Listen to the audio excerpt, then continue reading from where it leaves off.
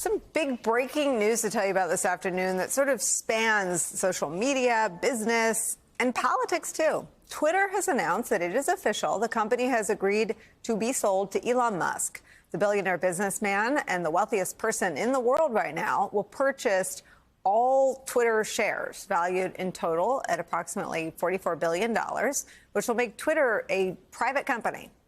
Musk said in a statement today, in part, quote, "Free speech is the bedrock of a functioning democracy, and Twitter is the digital town square, where matters vital to the future of humanity are debated." Joining our conversation is Politico White House editor and MSNBC contributor Sam Stein, and New York Times contributing writer, host of the Sway and Pivot podcast, Kara Swisher. Claire's still with us.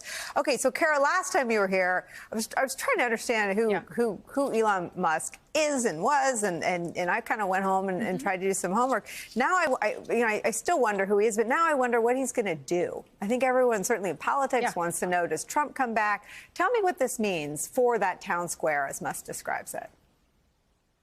Well, it's a private company and he could do whatever he wants. A lot of what Twitter had issues with was, as a public company, it had to respond to all kinds of things, including shareholders, people coming forward. It has a business that's not very strong, and it also has an issue around its stock, which was quite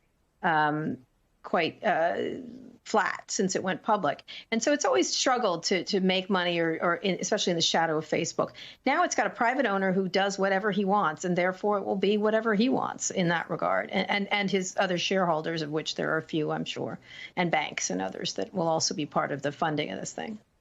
Kara, if you sift through his public statements about free speech, do you expect Donald Trump and COVID disinformation and election lies to be back on Twitter by this time tomorrow?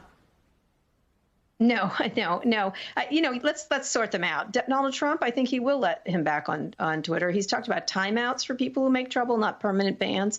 I think right after January 6th, when Trump was thrown off for inciting violence on Twitter and also Facebook, he objected to that. And he said that we should still listen to him, even if he did this. I guess he didn't assume it was inciting violence. People who ran Twitter did at the time, including Jack Dorsey. And so it'll just depend on what he wants to do. So he probably will. It's in his nature to want people to be able to argue with each other. And so he probably will. The other stuff, I don't know. This is going to be a really tough thing for Elon to deal with, because a lot of this is different. A lot of things are different from other things. And so moderation on this platform is very, very difficult. And you can't have a public town square that's chaos at the same time. And so that'll be bad for business. You know, Kara, some of the conversations we've had over, how Facebook allowed itself to be hijacked by Russian disinformation have centered around, what you've helped us understand are sort of structural impediments to keeping the junk out, and it's a lack of regulation. Do you think the fact that the right is so enamored by Elon Musk means that if they control Congress, there may never be any regulation of social media? I don't know about that. I think they have issues around it. There's a lot of bipartisan agreement. It's not necessarily around free speech. It gets sucked up in the axle of free speech right now. And I think a lot of it's about data and data privacy, and what you should know about what you're doing and your consent and consolidation and power. Remember, Donald Trump also sort of attacked the tech industry at the same time a lot of Democrats are. And so you see a lot of bipartisanship about this issue. It just depends on what. When you move away from the First Amendment free speech debates, of which there's nothing going to happen because the government can't regulate free speech, you do get to these data issues, which are much more important in my mind. And it does begin to make you understand it's about power and not necessarily anything else. And that's where I tend to focus.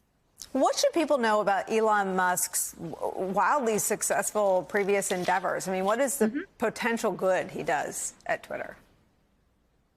Well, he does big shots at things, right? Cars, when everyone else is making a dating service or some dumb app, he's doing cars, autonomous cars, electric cars, because he really believes in the climate crisis. He certainly has been doing amazing things in space. I mean, landing a rocket on a platform in the middle of the ocean and cutting the prices down of rockets, big deal. And he has big defense contracts, by the way, with the government. Doing even the Boring Company, which is doing tunneling to deal with traffic. These are big ideas. And so even as you see him act like kind of a juvenile on Twitter, that's where he does it, actually, and does memes and kind of dumb jokes. He did one this weekend about Bill Gates that was really tasteless. He was mad at him about some shorting of Tesla. He also is doing big ideas. And so I hate to call him Tony Stark, but he's just, how that character is kind of like that way. He can be really crazy and yet also do amazing things. That's kind of what he is. And a lot of people don't like him for some of his tweets and what he says. And I just don't know what to expect from him ever when I speak to him, I have to say. And neither should the right. He's nobody's. He's owned by nobody, this guy. So.